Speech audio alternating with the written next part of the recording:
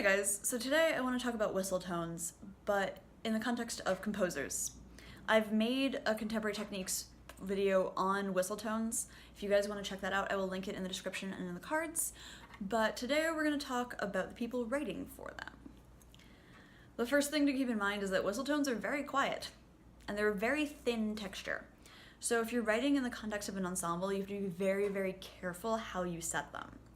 There's a lot of times where I've been asked to play whistle tones and they just haven't been heard at all.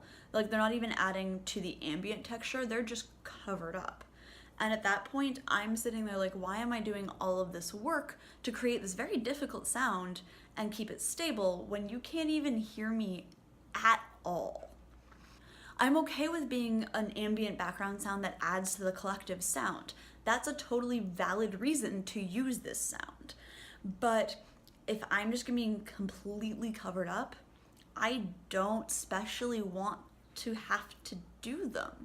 They're very difficult and they're very stressful, and it's something that people don't always realize, that this technique isn't fun all the time.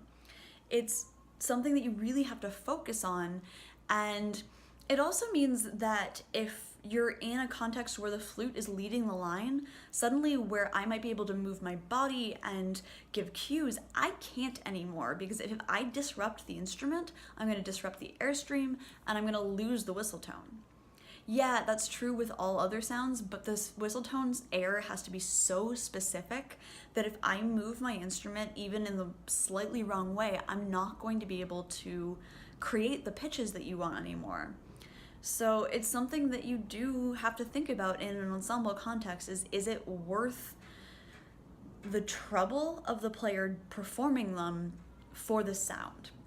If it is, awesome, great, go for it. If it's not, then maybe reconsider or find a different sound, or talk to a flutist and say, hey, what would you recommend? I want this kind of sound, and this is the sound world we're in. What kind of techniques do you have? And chances are they'll come up with some sounds and one of them will be cool and you'll be able to use that, and it'll be a little better because the performer came up with it themselves. I know that's not always possible, and mistakes happen, obviously. Especially with young composers, you're allowed to misuse things, but also learn from that, realize that you made a mistake or that this thing didn't work as well, and move on. The other thing with whistle tones is there are two different kinds that I was unaware of when I actually made the original whistle tones video, and one of them is much harder than the other. And if you're asking for the harder of the two, you do have to give some leeway and I think some notice to the performer that that's what you're asking for. There's the traditional over the flute technique, which I talk about in that video. There's also a scurino specific, basically, technique where you do it into the flute. There's a 52 Weeks piece that uses this sound, and I had to learn this technique in about a week to record that piece, and it's one of the ones that I probably am the least happy with, just because I was not comfortable with that sound at the time. And even now, though I'm practicing it and trying to get better at it, it's still something that I find very, very difficult.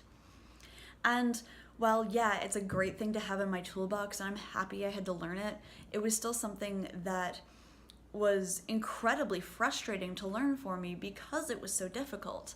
And if that's the sound you're going for, then great, but be aware of what you're asking your performer to do, especially if they didn't know how to do it beforehand. If it's something they're comfortable with and you knew that going into it, then great, cool, then there's no problem there. But if you're asking a performer to learn this for your piece, then be very, very careful.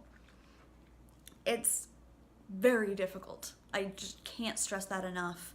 Both sounds are very difficult, but I have never been so frustrated in my life learning a technique than I was learning those scurino whistle tones. Anyone who knew me in that week knows just how frustrated I was. And I don't blame the composer in any way. This piece was pre-written and it did explicitly say which techniques he wanted me to use. That was my fault for not realizing that it was a specific whistle tone that I didn't know how to do. But if someone had come to me and go, here's a piece, it uses this, and you have a week to learn it, I would have been like, what is this thing? In this particular case, that isn't the composer's fault. I'm just saying that difficult technique, be careful how you use it, kind of thing. And the last thing is, again, physicality. I think the biggest thing in these composer videos is be very careful of how much you're asking from your performer. Whistle tones are, on paper, not that intensive. They use less air and everything like that, but the focus and the very little air that you're using creates other problems, and it can sometimes be hard to go into other things after you've spent a lot of time focusing on the whistle tones. Not to say it's impossible or anything like that, it's just something to keep in mind, and be nice to your performer and be courteous to your performer. Especially if you're writing a piece specifically for someone. It's something to ask, it's something to send them drafts of.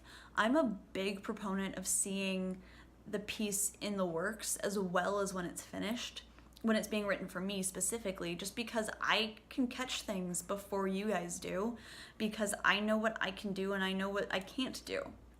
And that makes it easier for you, because then you're not rewriting something when you have a finished product. It's similar to having rough drafts of essays and things like that, and having people proofread your grant applications and all that kind of stuff.